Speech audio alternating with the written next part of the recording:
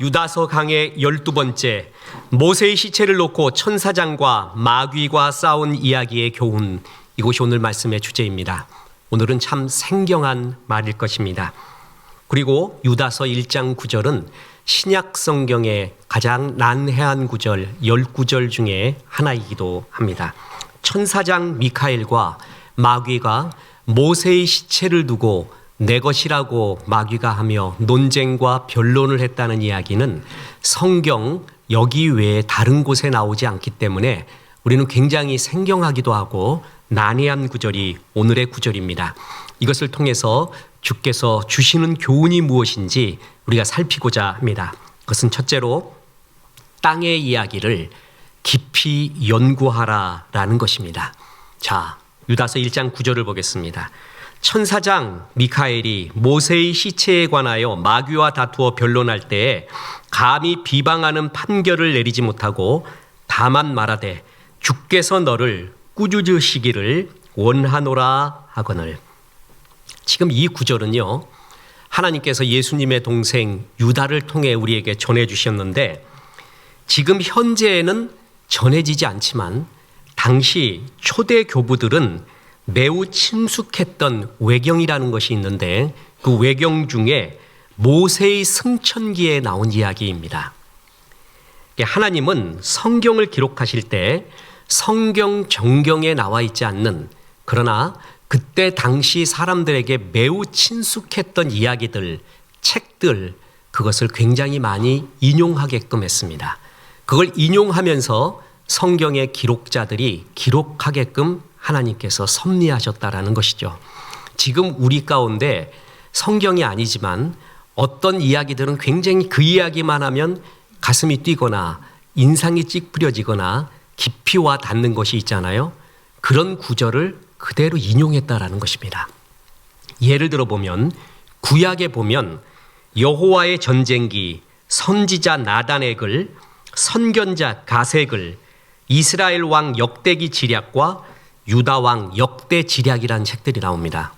이것은 캐논, 성경의 정경이 아니라 지금은 알지도 못하는, 그러나 그때 당시 사람들이 익숙히 아는 그런 책들이었다라는 것이죠. 자, 보겠습니다. 민수기 21장 11절에 보면 이러므로 여호와의 전쟁기에 일렀으되 라는 구절이 나오죠. 역대상 29장 29절에 다윗 왕의 행적은 처음부터 끝까지 선견자 사무엘의 글과, 선견자 사무엘의 글은 뭐죠? 사무엘 상하. 그러니까 그것은 되기 쉽죠. 선견자 사무엘의 글과 선지자 나단의 글이라는 게 나와요. 또 선견자 가세 글에 다 기록되고 선지자 나단의 글과 선견자 가세 글은 우리가 지금 알지 못합니다. 뭔지를 알지 못하는 것이에요. 또한 열왕기상 14장 19절에 여로보암의 그 남은 행적, 곧 그가 어떻게 싸웠는지와 어떻게 다스렸는지는 이스라엘 왕 역대 지략에 기록되니라.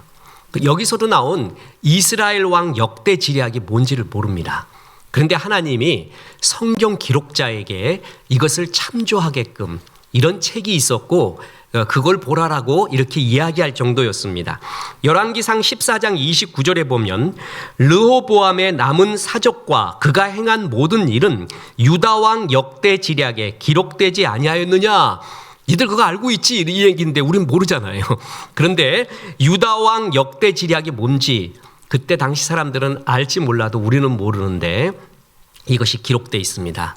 다시 말해서 하나님께서는요, 우리가 지금 알지 못하지만 그때 당시 사람들이 많이 익숙하였던 여호와의 전쟁기, 선지자 나단의 글, 선견자 가세 글, 이스라엘 왕 역대 지략, 유다 왕 역대 지략, 이 모든 것을 인용하시고 참고하시면서 성경에 기록되었다라는 것입니다. 근데 이것이 구약에만 있는가? 그렇지 않습니다. 신약에도 나옵니다. 누가복음을 보겠습니다. 누가복음을 기록할 때 하나님께서는 당시 예수님의 사역에 대한 기록들이 누가복음이 기록되기 전에도 많이 있었습니다. 여러 사람이 그것을 기록했고요. 그에 대한 예수님에 대한 증언들, 증인들도 많이 있었습니다. 그것을 누가복음의 기록자인 누가가 참고하게끔 깊이 연구하게끔 섭리를 했습니다. 보십시오. 누가복음 1장 1절에 우리 중에 이루어진 사실에 대하여 처음부터 목격자와 말씀의 일꾼된 자들이 전하여 준 그대로의 내력을 저술하려고 붓을 든 사람들이 많은지라. 그러니까 예수님에 대해서 기록한 것들이 그 당시에 많이 있었다라는 것입니다.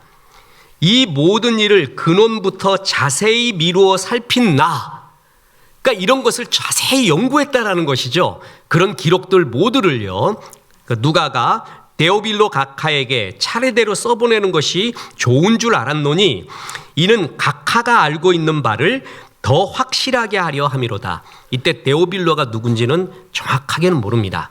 유력 귀족인지 정치적 큰 권위를 가진 자인지 또한 진짜 왕인지 아무도 몰라요. 그런데 데오빌로도 예수님에 대해서 어느 정도 알고 있었던 거예요.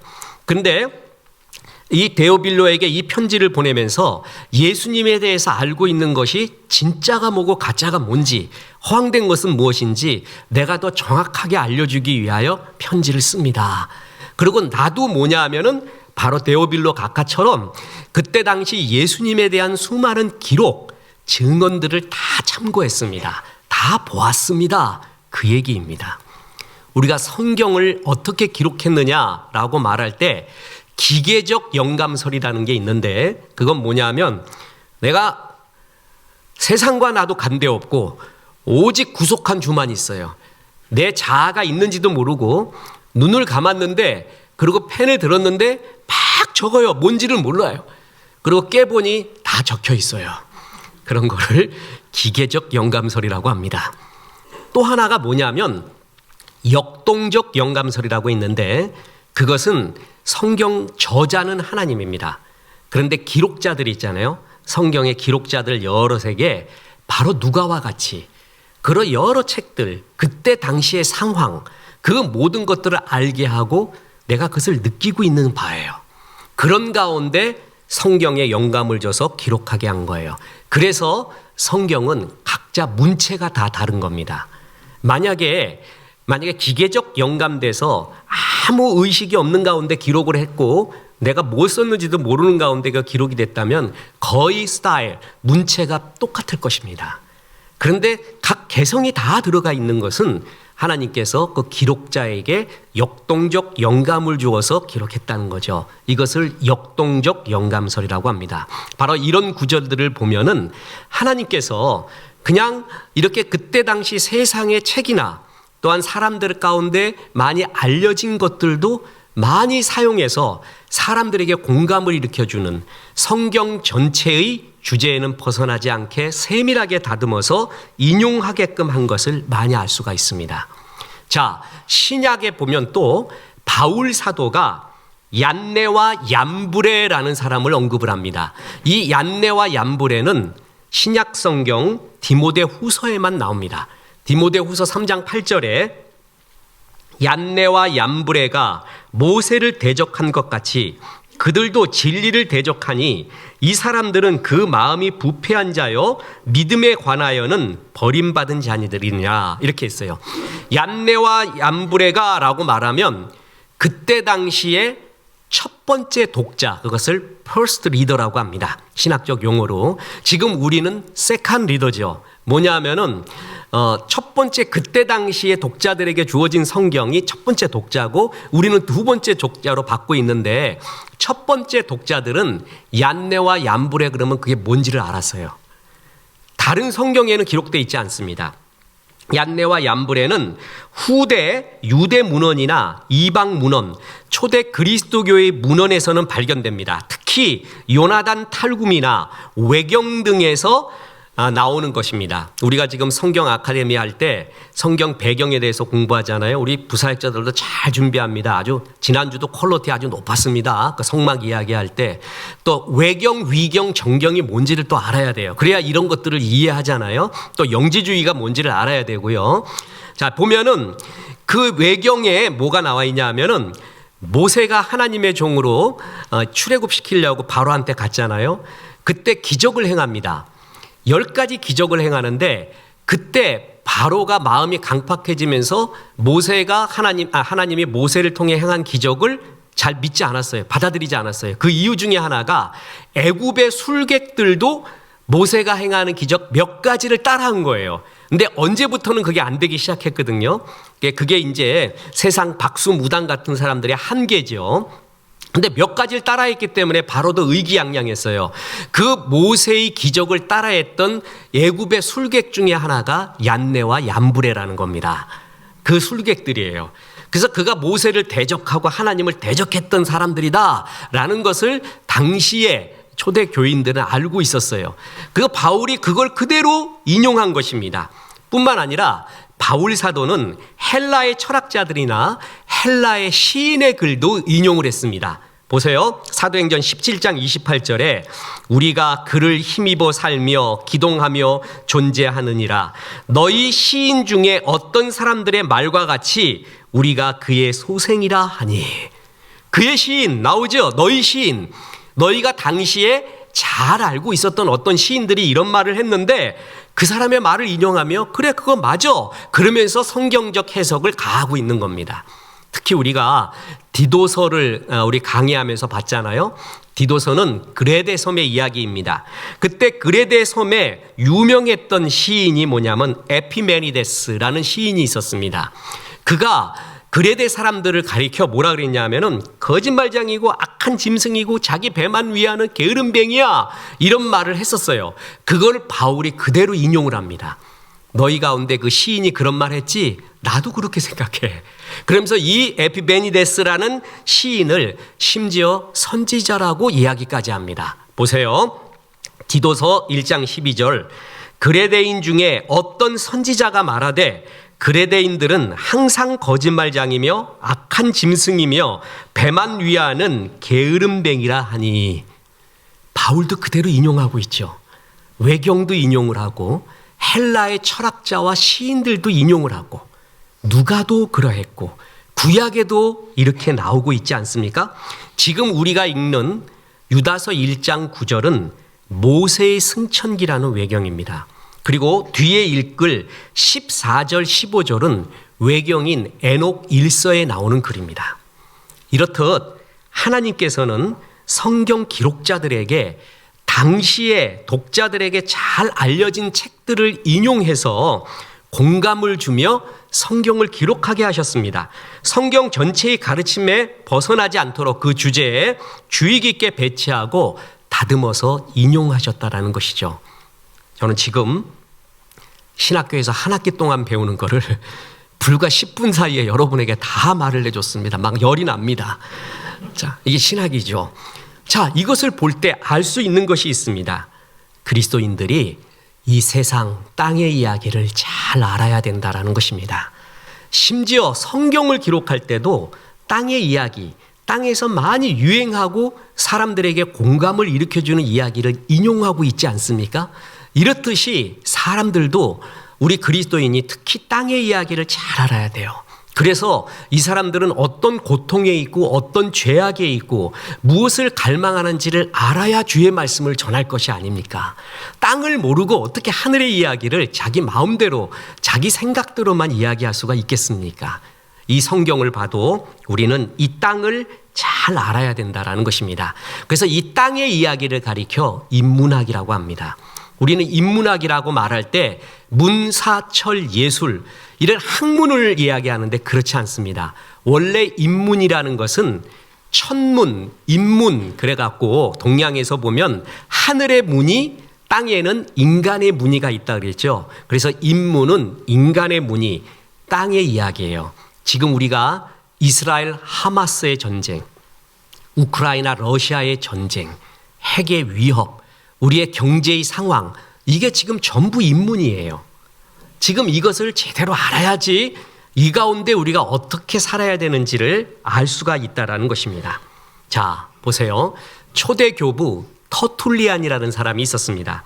이 사람이 한 말 중에 유명한 말이 예루살렘과 아테네가 무슨 상관이 있느냐라는 유명한 말을 합니다.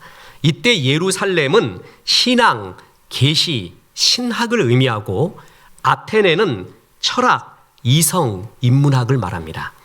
그러니까 예루살렘과 아테네는 다르다.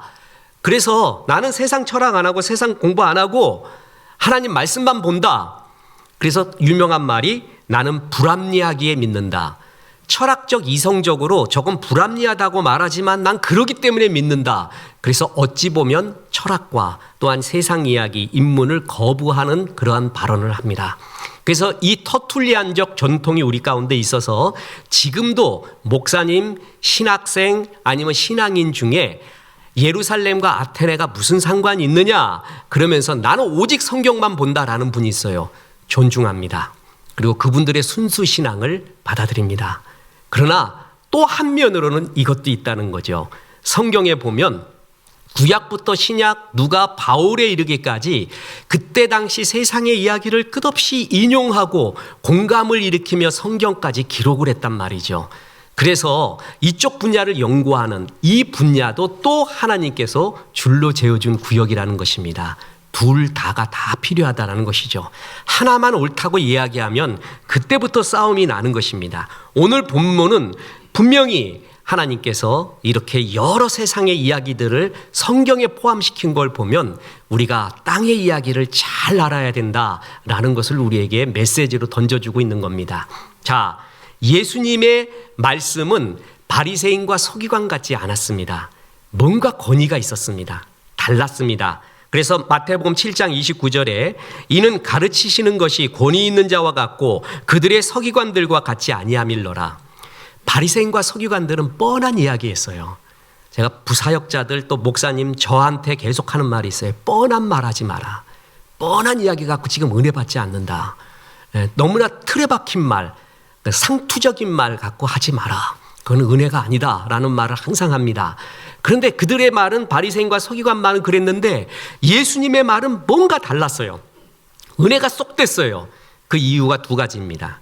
하나는 예수님의 뿌리가 하늘에 가 있습니다. 또 하나는 뿌리는 하늘에 가 있지만 말은 철저한 민중의 말, 백성의 말, 땅의 말을 사용했다라는 것이죠. 이 두 개가 예수님의 말이 권위 있었던 이유입니다. 예수님의 말씀은 뿌리가 하늘에 있었습니다. 현대 경영학의 아버지라고 하는 피터 드러커, 뿌리의 법칙 제가 수없이 말했죠. 결국 뿌리가 깊은 놈이 이긴다는 거예요. 설교도 10시간 준비한 사람하고 100시간 준비한 사람은 다르다는 겁니다. 처음에는 비슷해 보여도 나중에는 뿌리가 깊은 사람이 이긴다는 거예요. 그래서 설교가들은 목사가 성도에게 줄 수 있는 최고의 선물은 목사 스스로가 하나님의 깊은 샘에 뿌리를 닿아야 돼요. 은혜가 충만해야 돼요. 그 벅참이 자기가 먼저 느껴야 돼요. 그럴 때 은혜가 되는 거죠. 뿌리가 하늘에 예수님은 다 있었습니다. 그런데 예수님의 말은 철저하게 땅의 말이었습니다. 저는 누차 말하지만 예수님께서 예수님에 대한 수많은 소논문, 대논문들이 있는데 그중에 제일 은혜 받은 게 뭐냐면 예수님의 화법이에요. 화법. 예수님의 말의 법이 정말 땅의 어법을 사용했습니다. 너무 쉬웠습니다. 공감을 주는 말이었습니다. 예를 들어 보면 여인들에게는 잃어버린 동전의 비유, 누룩의 이야기, 요리할 때 말이에요. 목축업하는 사람하는 잃어버린 양의 이야기, 노동자들 앞에 포도원 품꾼의 이야기, 어부들에게는 그물의 비유, 농부에게는 씨 뿌리는 자의 비유. 그러니까 너무 쉬운 말이에요. 남의 말, 저 멀리 있는 타인의 말이 아니라 나한테 가까이 있는 말이에요. 소설가 이회수가 말하듯이 제일 매운 고추는 내 눈에 들어간 고추입니다. 다른 고추는 대상과 내가 합일이 안 돼 있지만 눈에 들어간 고추는 대상과 내가 합일이 돼 있잖아요. 예수님의 설교가 그럴 것 같았어요. 진짜 내 얘기를 하는 것 같았어요. 그래서 너무 좋아했어요. 그리고 말도 얼마나 재밌게 하셨는지 모릅니다. 이 회칠한 무덤아, 이거를 시적으로 보지 말라 그랬죠? 뭐라 그랬습니까? 호박에 줄 긋는다고 수박 되냐 이놈아. 이 회칠한 놈아, 그 얘기예요. 특히 예수님이 한 말 중에 하루 살래 일은 걸러내고 약대는 삼키는 소경아. 그러면 우리는 시적으로 보는데 예수님이 사용했던 언어가 일상 언어가 아람어였거든요. 이 아람어에서 하루살이가 깔마입니다. 약대는 감나예요. 그러니까 깔마 감나. 워드플레이죠. 발음이 굉장히 비슷하잖아요. 그러니까 사람들이 이 언어 유희에서 쾌감을 느끼는 거예요. 자, 세상에서 제일 나쁜 놈은 어떤 놈이라고요? 나뿐인 놈. 제가 설교 때도 했죠. 외우기 얼마나 쉬워요. 나쁜 놈은 나뿐인 놈이구나. 나밖에 없는 놈이 제일 나쁜 놈이구나. 바로 그런 말이에요. 감마 갈라. 바로 이런 언어의 유의를 사용했습니다. 뿐만 아니라 눈에 들보가 있는 사람, 세상에 눈에 들보 들어간 사람 봤어요? 거룩한 것을 개에게 주지 말래. 진주를 돼지에게 던지지 말래. 이런 놈 봤냐고요. 그러니까 진주하고 돼지는 대비가 안 되잖아요. 비슷한 유비가 아니에요. 완전 대비가 되는 말을 엮어갖고 유머를 만든 거예요. 그걸 특히 권위자가 말하면 그렇게 유머스러울 수가 없습니다. 예수님의 어법이 이랬단 말이죠. 뿐만 아니라 속담, 잠언, 격언, 금언, 의문법, 반복법, 음성학적 강조법, 워드플레이, 수많은 비유들. 예수님은 이렇게 정말 재미있게 땅의 언어로 말했습니다. 땅을 잘 알아야 되는 이유를 알겠죠? 지난번에 얘기했죠. 이사갈 자손이 왜 리더 지파가 되었는가? 시세를 알고 이스라엘이 마땅히 행할 것을 알았습니다. 시세가 뭐죠? 땅의 이야기예요. 땅의 이야기를 잘 알아야 됩니다.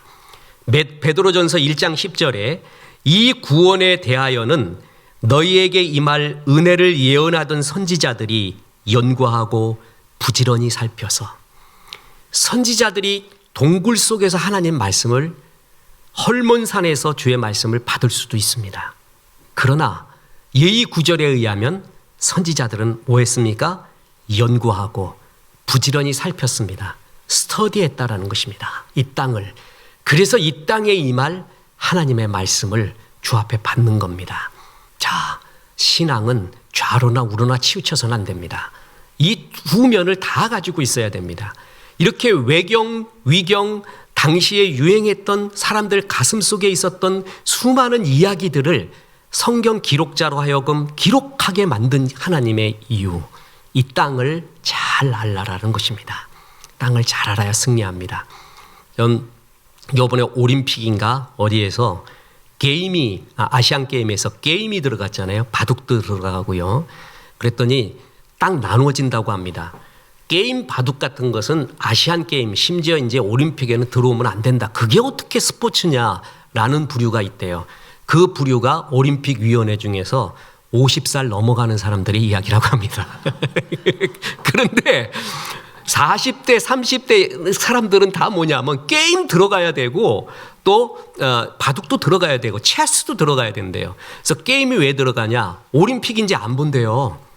올림픽 같은 거 별 관심 없어진대요. 젊은이들에게 별 관심도 없대요. 이제 우리나라가 금메달 이런 거 없고 자기가 좋아하는 선수 응원하거든요. 그래서 젊은이가 올림픽 들어오게 하는 건 게임밖에 없다 이거예요.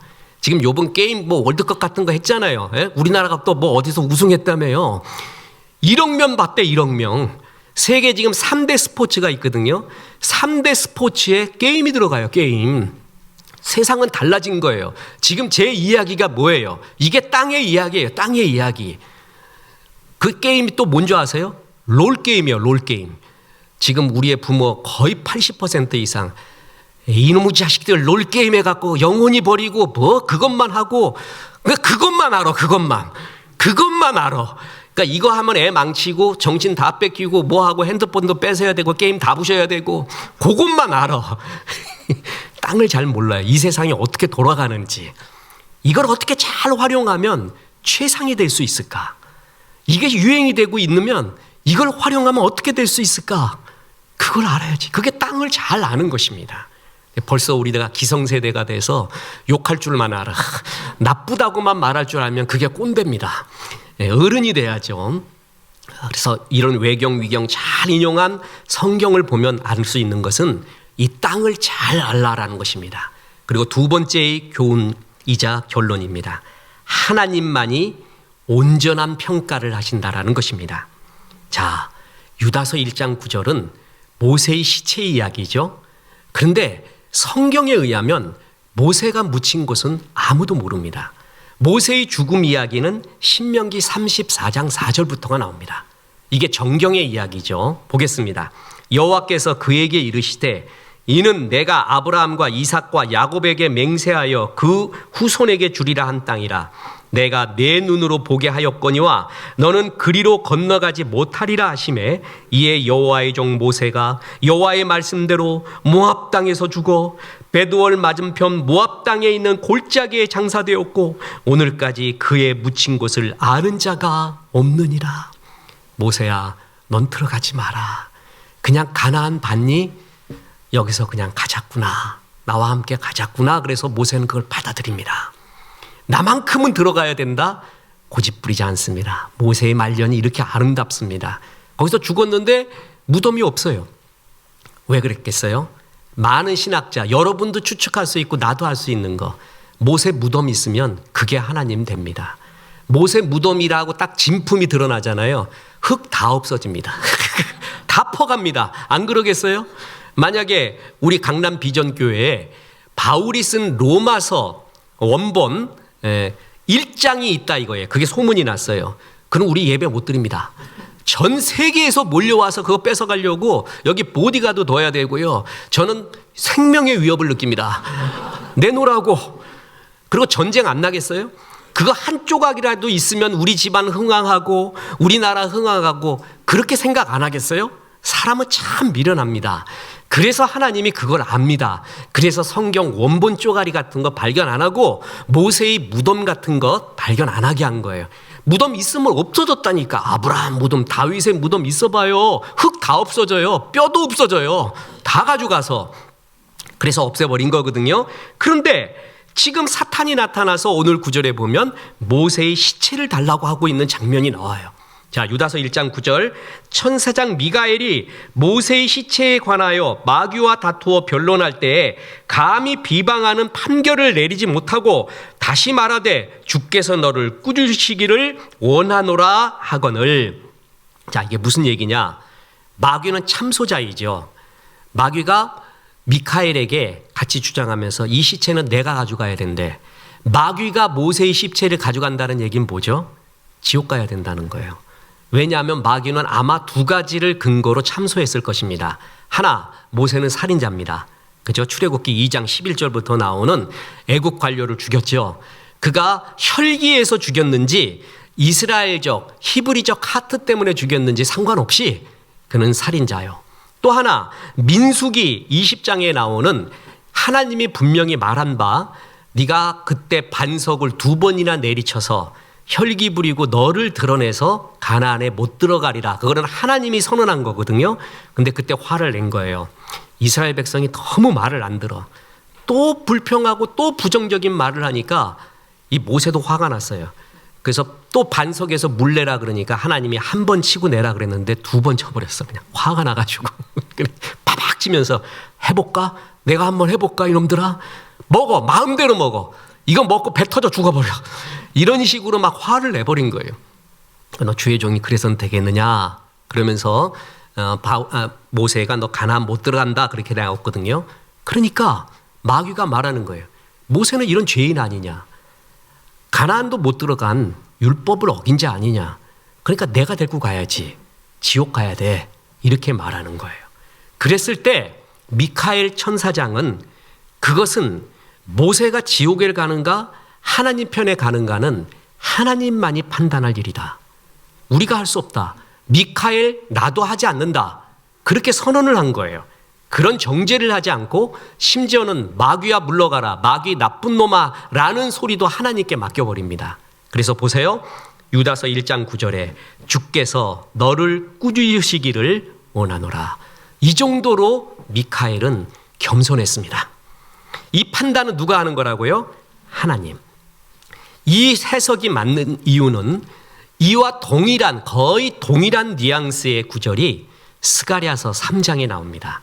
근데 제가 요번에 설교 준비하면서 깜짝 놀란 게요. 우리 원 목사님 수요일 날 오신다고 했잖아요. 그분이 지금 제가 오늘 하는 스가랴서 3장 본문을 가지고 하시더라고요. 거기에 불에 그슬려 그을린 나무, 이게 굉장히 중요한 스가랴 3장의 주제거든요. 그래서 저는 그 설교는 하지 않겠습니다. 그분에게 맡기고 또 기대를 하고 다른 이야기를 합니다. 스가랴 3장은 뭐냐면 Heaven's Council이라고 해서 하늘에서 열리고 있는 법정 이야기가 나와요. 성경에 하늘의 법정 이야기가 많이 나오진 않습니다. 아마도 우리 인간을 만들 때 하나님, 성부, 성자, 성령 하나님이 모여서 우리의 형상대로 만들자 하는 하늘 회의를 연 것 같고, 욥기의 이야기에도 하늘 회의가 나오죠. 스가랴 3장에도 하늘 회의가 나옵니다. 그 하늘 법정에 마귀가 옵니다. 그래서 스가랴 3장 1절부터 보겠습니다. 대제사장 여호수아는 여호와의 천사 앞에 섰고 사탄은 그의 오른쪽에 서서 그를 대적하는 것을 여호와께서 내게 보이시니라. 여호와께서 사탄에게 이르시되 사탄아, 여호와께서 너를 책망하노라.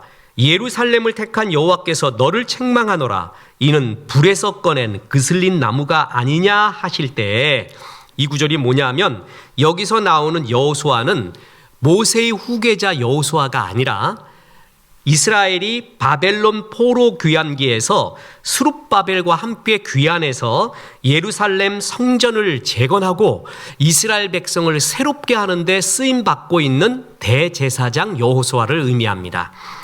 그래서 스가랴 3장은 하늘에서 열리고 있는 법정을 얘기하는데, 사탄은 거기에 나타나서 마치 욥에게 이렇게 하나님께 나타나서 욥이 부당하다, 욥이 어떻게 하나님의 축복 안 주면 저렇게 절대신앙자가 되느냐, 하나님의 축복 때문에 그게 고마워서 절대신앙자가 된 거지, 이렇게 참소를 하듯이 대제사장 여호수아는 옷이 더럽대요. 저는 자격이 없대요. 옷 더럽다, 죄 많다 이거예요. 그래서 자격이 없으니까 대제사장 자격이 없습니다. 더불어 그를 따르고 있는 이스라엘 포로 귀환 공동체도 새 성전을 건축하고 하나님 앞에 새롭게 살 만한 자격이 없는 사람입니다. 이렇게 참소를 하는 것입니다. 그게 바로 스가랴서 3장 이야기, 거의 비슷하죠. 지금 모세의 시체 달라는 거, 죄가 많아서 하늘나라 못 간다는 거하고 거의 뉘앙스가 비슷하지 않습니까? 그래서 스가랴서 3장 3절에 여호수아가 더러운 옷을 입고 천사 앞에 서 있는지라. 맞아요. 더러운 옷을 입었습니다. 그래서 그는 하나님의 성전을 건축할 자격이 없다. 또한 그를 따르고 있는 이스라엘 포로 귀환 공동체도 그럴 자격이 없습니다라고 참소를 했습니다. 그랬더니 하나님이 여호수아와 이스라엘 백성은 불에서 꺼낸 그슬린 나무 같대요. 다시 말하지만 이건 수요 예배 때 온 목사님을 기대하시기 바랍니다.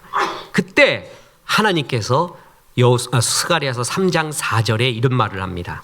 여호와께서 자기 앞에 선 자들에게 명령하사 그 더러운 옷을 벗기라 하시고, 또 여호수아에게 이르되 내가 내 죄악을 제거하여 버렸으니 내게 아름다운 옷을 입히리라 하시기로.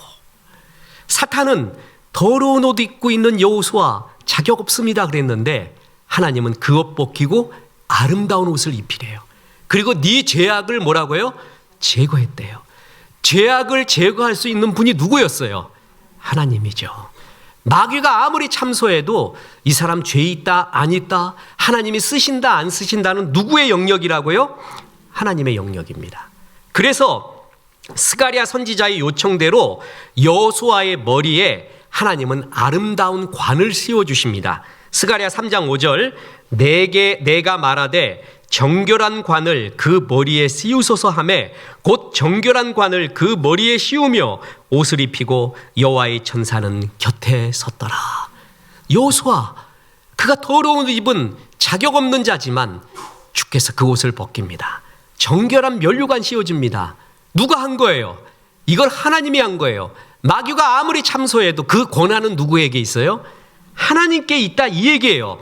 이 스가랴서 3장의 이야기가 오늘 유다서 1장 9절의 이야기와 거의 동일한 뉘앙스입니다.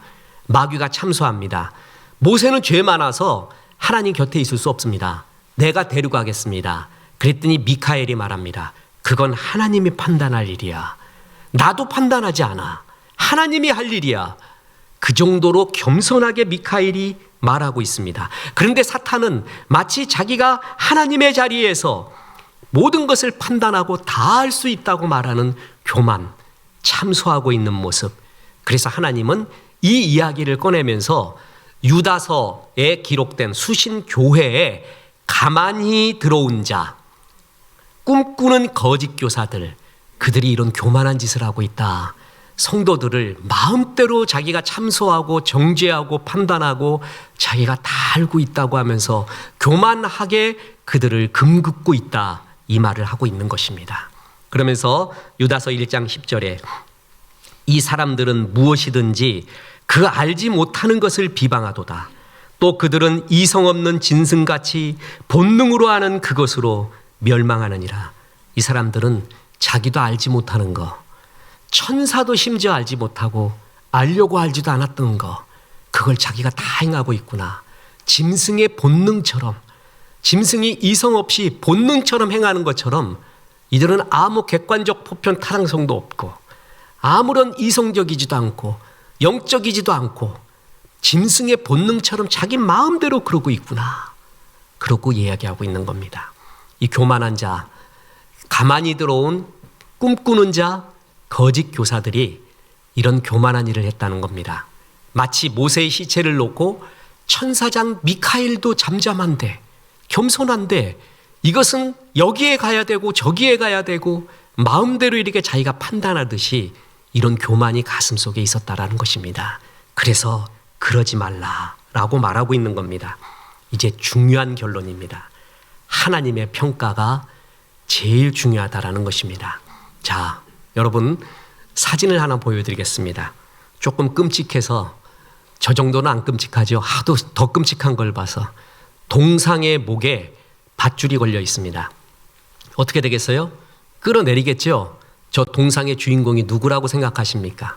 다음 그림 보겠습니다. 진짜 동상의 머리에 밧줄을 끊고 있죠? 그래서 어떻게 하고 있어요? 다음 사진. 정말 끌어내리고 있죠? 그래서 어떻게 됐습니까? 예, 저렇게 됐습니다. 자, 여러분, 이 사람이 누군가? 이 사람은 크리스토퍼 콜럼버스입니다. 15세기 말 16세기 초 이탈리아의 탐험가죠. 스페인 왕의 많은 지원을 받아서 아시아로 항해를, 유럽에서 아시아로 항해를 시도합니다.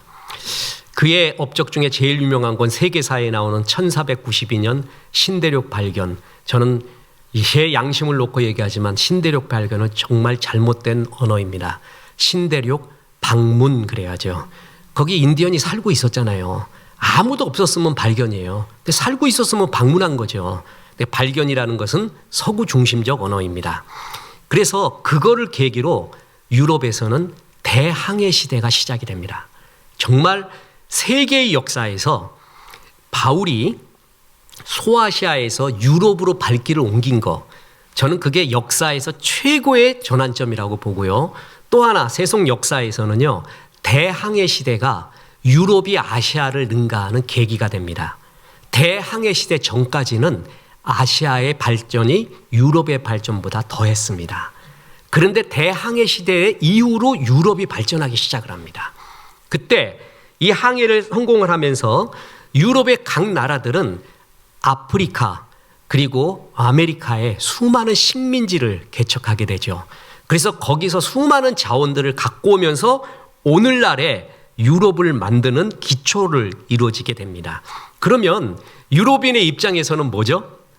대단한 탐험가죠. 유럽을 지금 오늘의 유럽을 있게 한 대단한 영웅 아니에요? 그런데 원주민의 입장에서는 뭐죠?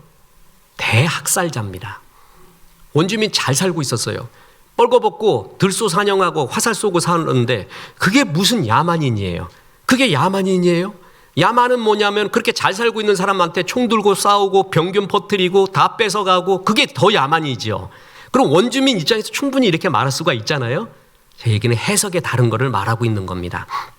그래서 원주민은 대규모 인구의 감소와 문화의 파괴를 초래합니다. 그래서 오늘날 역사의 해석에서 가장 다양한 해석, 극상이 되는 두 해석이 존재하는 사람이 콜럼버스입니다. 그래서 모험과 발견의 상징이냐, 대학살, 식민주의의 원흉이냐 보는 관점에 따라 달라집니다. 그런데 그 신대륙을 발견했다는 신대륙, 미국에서 놀라운 일이 일어났습니다. 미국에서 콜럼버스의 날이 있습니다. 콜럼버스가 아메리카 대륙에 도착한 날을 기념해서 10월 둘째 월요일을 콜럼버스 데이라고 합니다. 그래서 기념하고 있습니다. 그런데 미국 LA시 의회에서는 2017년 콜럼버스의 날, 콜럼버스 데이를 없애고 대신에 그날을 원주민의 날로 정하게 됩니다. 콜럼버스가 역사의 주인공이 아니라 학살당한 원주민을 기억하자라는 것이죠. 그래서 시에서 공식적으로 이것을 선포했습니다. 그날은 원주민의 날이다. 이후 뉴욕 센트럴 파크에 세워져 있는 콜럼버스의 동상이 훼손되고 뉴욕주 용크스에 있는 콜럼버스의 흉상의 머리가 잘리는 사건이 연이어 일어납니다. 최근까지 콜럼버스의 모든 동상은 회파되고 있는 중입니다. 다 부서지고 있습니다. 앤디 워홀이라는 팝 아티스트, 현대의 팝 아티스트가 한 말 중에 기억에 남는 말이 있습니다. 미래에는 누구나 15분 동안만 유명해질 것이다. 15분 이후에는 다 기억도 안 나는데 그 유명한 사람이 너무 짧다라는 거예요. 제가 탁구 칠 때 중고등학생이 왔습니다. 그럼 전 중고등학생한테는 꼭 물어보는 게 있습니다. 세상을 알기 위해서 지금 제일 유명한 아이돌이 누구니? 제일 인기 있는 댄스 그룹 가수는 누구니라고 꼭 물어봅니다. 그러면 들을 때마다 새로운 애예요. 그래가지고 내가 뭐라 그랬냐면은 니네 소녀시대 아니야? 그러니까 옆에 있었던 그 부모가 목사님 소녀시대는 지금 할머니 됐습니다. 그거는 우리도 잘 몰라요 그러는 거예요. 난 그게 거기서 그쳐 있는데 15분이에요. 15분. 앤디 워홀의 말이 정말 맞습니다. 15분 동안 명성이 있어요. 금방 잊혀진대요. 그리고 금방 영웅이 악당으로 변한다고 합니다. 지금 시대가 그렇습니다. 도처에서 역사적 인물이 굴욕을 당하고 있습니다. 예를 들어 볼까요? 미국의 독립선언서를 쓴 미국 건국의 아버지 토머스 제퍼슨의 동상이 철거되었습니다. 시어도르 루즈벨트 미국 대통령, 미국 남북전쟁 당시에 남부연합 총사령관이었던 로버트 리 장군의 동상도 철거되었습니다. 아프리카 가나 대학에서는 비폭력 저항운동의 상징인 마하트마 간디의 동상을 인종차별의 이유로 철거해버렸습니다. 영국에서는 의회 광장에 세워진 윈스턴 처칠의 동상을 철거하자는 캠페인이 아직도 일어나고 있습니다. 마가렛 대처 총리 고향에 있던 동상은 이미 부서졌습니다. 원폭의 아버지 로버트 오펜하이머는 그 눈부신 업적에도 불구하고 이념 논쟁으로 몰락했습니다. 그래서 지금 영화 나온 것도 보시죠. 그가 영웅인가 악당인가. 핵무기는 2차 세계대전을 종전시킨 것은 사실입니다. 우리나라의 광복도 앞당기는데 일조를 했죠. 우리나라 독립투사들이 끝없는 투쟁을 하고 싸웠고 또 외부의 요소가 이런 요소가 합쳐져서 우리가 광복을 이뤘는데 일본의 원폭이 투하됨으로써 빨리 끝내버린 거예요. 그래서 원자폭탄은 핵무기의 상호 확증 파괴 전략 MAD라고 합니다. 무서운 무기를 갖고 있으면 서로 안 붙는다는 거죠. 호랑이하고 사자가 안 붙듯이. 그래서 평화를 유지하는 전략이 아니냐 이렇게까지 찬사하는 사람도 있습니다. 그런데 어떻게 됐죠? 그 결과 지금 북한까지 거의 핵무기 가지고 있다고 우리가 알고 있지 않습니까? 저는 이럴 때 제가 담임 목회를 하고 있어도 저에게 누가 개인적으로 물어본다면 저는 이렇게 말할 겁니다. 우리도 핵을 가져야 된다. 막강한 우린 가질 수 있는 능력이 충분히 된다. 허락만 해주고 1년만 나오. 100개, 1000개 다 만든다. 퀄리티 높은 거. 여러분 우리는 절대 만들면 안 됩니다라고 여기서 여러분 우리 위대한 우리 강남 비전교회 성도 여러분 몇 명이나 그렇게 생각해요. 우리도 가져야 된다 생각이 거의 하고 있죠. 그래야 우리 평화도 유지되고 그래서 다 가지고 있어 이제. 그거 어떻게 될까요? 지금 4차 산업혁명, 인공지능, 챗 GPT 만든 사람이 만든 회사에서 쫓겨나고 다시 들어오고 내가 이거 만든 거 후회하느니 안 하느니 제가 왜 이 이야기를 하는 줄 아십니까?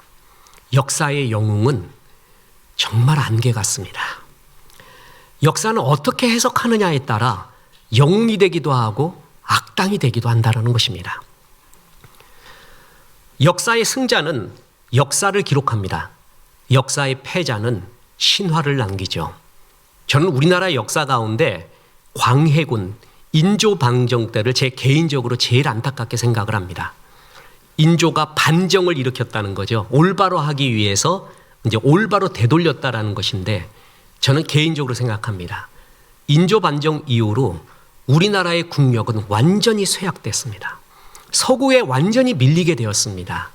그것을 계기로 우리의 국력은 이렇도록 쇠약해지고, 그 인조 이후로 계속해서 그런 족벌 정치가 되면서 나라가, 세상은 이렇게 변해도 우리는 계속 쇠약해지는, 광해군이 광해군인가? 저는 그렇지 않다고 봅니다. 다시 말하자면 이건 제 개인적인 생각이라고 말했습니다. 그가 중립정책을 잘 쓰고 실리정책을 잘 쓰고 이어받았으면, 우리는 그런 모욕을, 병자호란이라는, 그 전에 정묘호란이 있었으면 정신 차렸어야죠. 병자호란이라는 그 치욕, 임진왜란보다 저는 더하다고 봅니다. 완전히 부서진 거예요, 우리나라가. 그때부터 그걸 안 당했다고 봅니다. 그런데 광해를 군이라고 보고 나쁜 놈이라고 얘기할 수 있겠습니까? 지금 역사 해석자들도 달리 해석하고 있잖아요. 뭐가 옳은 거예요? 왜 이야기하는 줄 아세요? 바울이 이런 말을 했습니다. 세상은 세 가지의 평가가 있대요. 하나는 이웃이 나에 대한 평가가 있고, 내가 나에 대한 평가가 있고, 하나님이 나에 대한 평가가 있는데, 이웃이 나에 대해 평가하는 것은 그냥 작은 일이라. 나도 나를 평가하지 않고 하나님의 평가가 제일 옳다고 말했습니다. 자, 보세요. 고린도전서 4장 3절. 너희에게나 다른 사람에게나 판단받는 것이 내게는 매우 작은 일이라. 나도 나를 판단하지 아니하노니 내가 자책할 아무것도 깨닫지 못하나 이로 말미암아 의롭다함을 얻지 못하노라. 다만 나를 심판하실 이는 주시니. 내가 생각해도 잘 살았어. 그것도 웃긴 얘기래요. 남들이 나보고 잘 살았어. 그것도 웃긴 얘기래요. 여러분, 다시 말합니다. 이 세상의 역사의 영웅이라고 나온 사람이 진짜 영웅일까요? 다른 각도로 보면 아닙니다. 세상의 판단은요, 안개 같고 바람 같습니다. 나는 이만하면 잘 살았다. 그것도 아무것도 아니라는 거예요. 누구 판단이? 하나님의 판단. 마귀가 참소를 합니다. 모세의 시체는 내 거다. 하나님 가져가지 말고 이건 내가 가져가야 됩니다. 마귀가 그렇게 말할 수도 없는 거예요. 그런 말에 속지도 말라는 거예요. 그것을 결정할 수 있는 분은 누구라고요? 하나님입니다. 우리가 천국 가면 깜짝 놀랄 것이 있습니다. 그렇게 영웅이었던 사람, 천국엔 반드시 올 것 같다는 사람 하나도 안 보이고, 정말 나사로 같은 사람, 이름도 없었던 사람, 아무것도 아닌 사람이 거기에 너무 많아요. 또 하나 놀라는 게 나 같은 사람이 왔다는 거 놀라고. 하나님의 평가는 정말 다릅니다. 세상 평가에 마귀가 참소하듯이 세상이 말하는 것에, 그 안개 같은 말에 휘둘리지 말고 주께 충성하면 됩니다. 하나님의 평가가 제일 중요합니다. 주님이 제일 좋아하는 하나님, 예수님의 성품을 담는 거, 주님이 제일 좋아하는 전도, 선교, 구제 잘하는 거, 제일 중요한 예배 신실하게 드리는 거, 하나님의 교회, 반석 같은 교회를 만드는데 충성스러운 일꾼 되는 거, 그거 하다가 하나님 부르시면 가면 되는 겁니다. 세상에 신문에 한 번 안 나왔다고 그것이 굉장히 초라한 인생이었다고 말하면 절대 아닙니다. 하나님의 평가가 제일 중요합니다. 누가 뭐라 그럴 수 없고 하나님이 평가. 그러면 마귀는 오늘도 말할 겁니다. 저놈은, 저 사람은 더러운 옷이에요. 주의 일을 할 수 없어요. 이 시체는 내가 하고 가야 돼요. 여호수아 보세요. 더러운 옷 입고 있잖아요. 그때 주님이 말합니다. 그건 나의 영역이다. 그의 더러운 옷을 내가 벗겼다. 그리고 하나님의 옷을 입혔고 하나님의 면류관을 씌웠다. 주의 일 잘하는 신실한 자다. 막달라 마리아 귀신 7 들렸다고, 남편 5이나 있었다고, 무슨 상관이냐? 하나님이 그 옷을 벗겨주며 우리에게 주의 일 잘하라고 합니다. 세상 평가와 하나님 평가 다릅니다. 주의 평가 바라보며 충성을 다하는 귀한 종 되기를 주 예수의 이름으로 축원합니다. 우리 하나님 찬양합니다. 오늘 우리 청년들로부터 참 많이 부르는 지금 찬양, 비준비하시니 찬양합니다.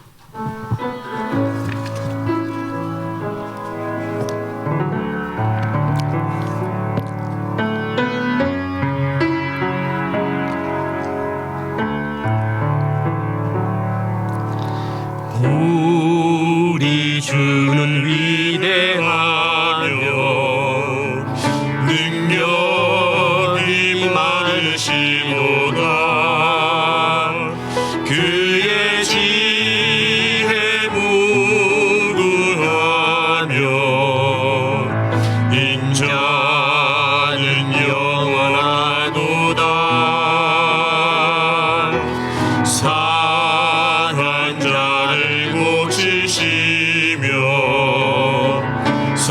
저를 삼으시도다. 별들의 수를 세시며 이름을 붙이셨도다. 그가 구름으로 하늘을 덮으시며 땅을 위하여 비 준비하시니 예루살렘아 여호와를 찬송할지어다. 내 하나님을 감사함으로 그 앞에 나가며 주임제 앞에 경배. 예루살렘아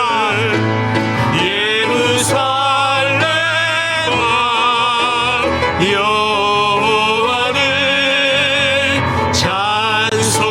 찬송할지어다. 내 하나님을 감사함으로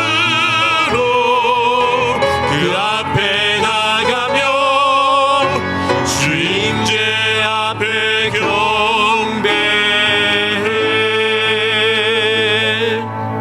이제는 우리 구주 예수 그리스도의 은혜와 하나님의 크신 사랑과 성령님 하나님의 평가를 기대하라 말씀하심이 이 말씀에 아멘한 성도들에게 함께 하셔서 이제부터 끝날까지 크신 영광 받으시옵기를 우리 구주 예수 그리스도 이름으로 축원하옵나이다. 아멘.